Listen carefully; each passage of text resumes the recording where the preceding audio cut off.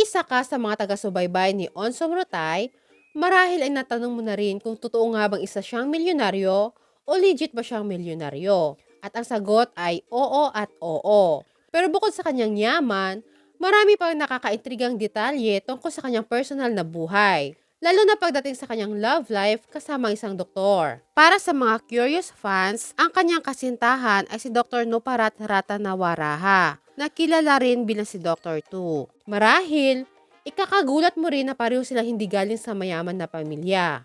Ang marangyang pamumuhay na makikita natin sa kanila ngayon ay bunga ng kanilang mga pagsisikap upang magtagumpay. Sila ay mga self-made millionaires. Paano nga ba sila nagkakilala? Sila ay unang nakita sa isang klase o workshop. Pero ang tunay nilang pagkakakilala ay nangyari matapos silang muli magtagpo sa isang kasal ng kaibigan. Simula noon, naging bahagi na sila ng buhay ng isa't isa. Ilang taon na ba si Onso Murutay at ang doktor? Si Onso Murutay ay tinatayang nasa 30 taong gulang na, habang si doktor naman ay tinatayang nasa kanyang 40s. Bukod pa rito, napag-alaman na siya ay hiwalay na sa kanyang dating asawa. At alam niyo ba na mayroong isang nakakagulat na fun fact tungkol kay Dr. Tu? Ito ay nung siya ay nagbuluntaryo sa West Africa. Siya ay nakidnap at nadukot dahil sa kanyang kayamanan. Naging target siya ng masasamang loob, isang karanasan na siguradong hindi niya kailanman malilimutan.